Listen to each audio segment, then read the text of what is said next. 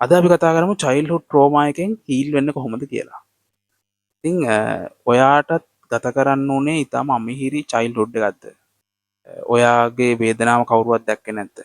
ඔයාගේ පවුල ඇතුළෙම තනි වුණාද? එහෙම නැත්නම් පවුල ඇතුළෙම කොන් වුණාද? පවුල ඇතුළෙම ඔයාට අනාරක්ෂිත බවක් ලොකු බියකින් ජීවත් වෙන්න සිද්ධ වුණාද? ඉතින් මේක එක දවසක් දෙකක් නෙමෙයි නිරන්තරයෙන් අවුරුදු ගාණාවක් තිස්සේ ඔයාට අත්විඳින්න ලැබුණු අත්දැකීමක් වෙන්න පුළුවන්. ඉතින් දැන් මේ ට්‍රෝම එක ඉවර වුණාට පස්සෙත් ඔයාගේ මනස සුවපත් නැද්ද? දැන් අතීතය කියන්නේ මතක ගොඩක්. අතීතය ඇත්තටම එක්සිස්ට් වෙන්නේ නැහැ, පවතින්නේ නැහැ. මතක ගොඩක් පමණයි. නමුත් ඔයාට ඒ අතීත ට්‍රෝම එක තවමත් හිතට වද දෙනවද? අපි පොඩ්ඩ කතා කරමු මේකෙන් සුවපත් වෙන්නේ කොහොමද කියලා. ඉතින් අපිට මේ අතීතයේදී අමිහිරි දේවල්, කටුක දේවල්, අපිව කම්පාවටපත් කරන, අපිව ට්‍රෝමටයිස් කරන දේවල් සිද්ධ වුණාට පස්සේ අපි ඒව යටපත් කරගන්නවා. අපිට ඒව බෙදා ගන්න, අපිත් එක්ක වාඩි වෙලා ඉන්න මිනිස්සෙක් හිටියේ නැතුණාට පස්සේ, අපිට ආරක්ෂාවක් දැනෙන මිනිස්සෙක්, ආරක්ෂිත බවක් දැනෙන මිනිස්සෙක් අපි ළඟ හිටියේ නැතුණාට පස්සේ අපි මේ සියලු ට්‍රෝමා එක අපේ ඇතුලේ ගොඩ ගහ ගන්න පටන් ගන්නවා. ඉතින් ජීවිතේ සැරින් සැරේට එක සිද්ධි එක්ක අර යට තැම්පත් වෙලා තියෙන ට්‍රෝමා එක, ඒ පීඩනය, ඒ කම්පනය සැරින් සැරේ උඩට මතුවෙනවා.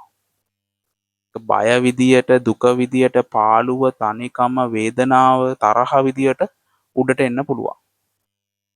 ඉතින් පළවෙනි දේ තමයි ඔයා මේ ගැන දැනුවත් වෙන්න. ඔයා ට්‍රිගර් වෙන්නේ මොන වෙලාවටද කියලා.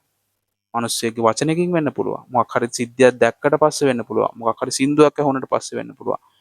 නැත්තම් තව මිනිස්සෙක් එක්ක ආශ්‍රය කරනකොට වෙන්න පුළුවන්. ඔයාව ට්‍රිගර් වෙන අවස්ථා, ඔයාව ඇවිස්සෙන අවස්ථාවන් හොඳට තේරුම් ගන්න. තමන් ඇවිස්සෙන්නේ කොයි වෙලාවටද කියලා. ඉතින් මේ ඇවිස්සෙන හැම වෙලාවකම ඒ ඇති වෙන දුක, වේදනාව, පාළුව, තරහ එක්ක හිත යන්නේ නැතුව. දැන් ගොඩක් වෙලාවට වෙන්නේ අපිට ඉමෝෂන් එකක් ආවම අපි ඒකත් එක්ක හිත යනවා නෙගටිව්. ඍණාත්මක විදිහට, විනාශකාරී විදිහට හිත යනවා.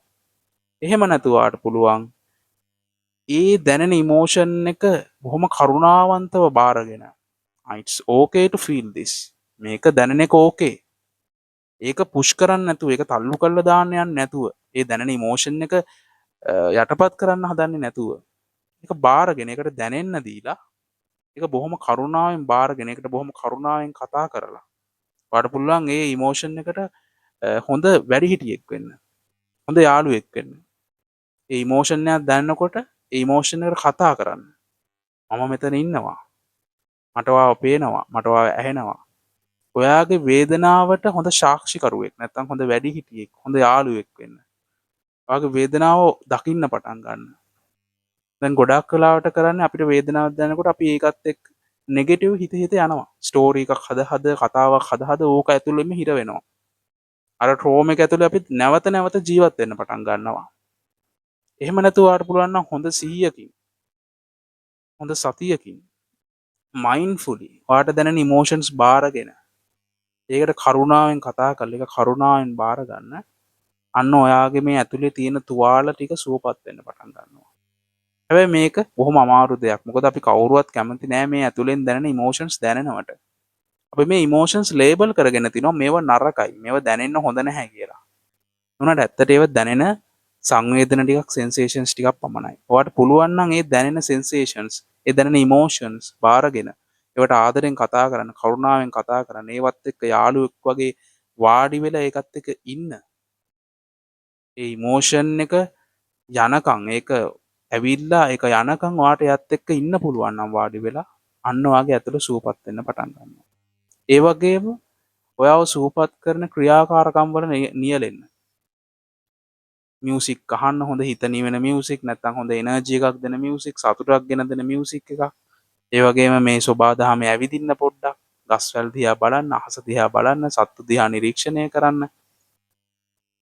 තමන් විශ්වාසවන්ත කට්ටියව ආශ්‍රය කරන්න, එයාලත් එක්ක සතුටු වෙන්න.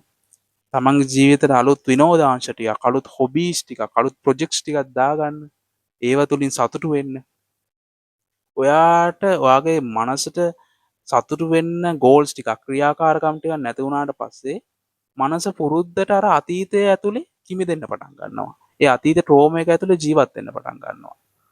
ඉතින් ඔයාට සතුටක් ගෙන දෙන ක්‍රියාවන් ටිකක් ඔයා හදා ගන්න. ඒක වගේ හොබි එකක් වෙන්න පුළුවන්. ජිම් එකට යන එක, එක්සර්සයිස් කරන එක, ඩයට් එකක් කරන එක.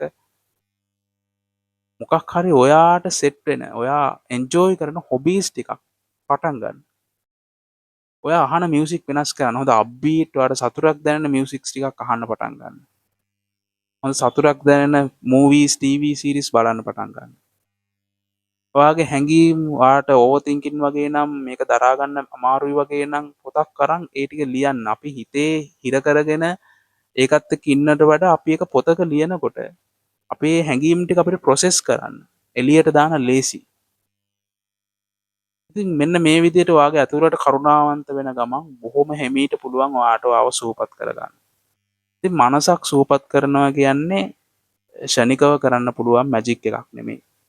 ඊටාම කාරුණිකව ඊටාම ඉවසීමෙන් ඔයාට ඔයාගේ සතුට, ඔයාගේ සැනසීම හොයාගන්න පුළුවන්. ඒ වගේම ඔයාට මගේ පෞද්ගලික සහාය අවශ්‍යයි නම් අපිට පුළුවන් ඔන්ලයින් සෙෂන් එකකින් සම්බන්ධ වෙන්න. විස්තර දැනගන්න මගේ ප්‍රොෆයිල් එකට ගිහින් උඩම තියෙන ලින්ක් එක ක්ලික් කරන්න.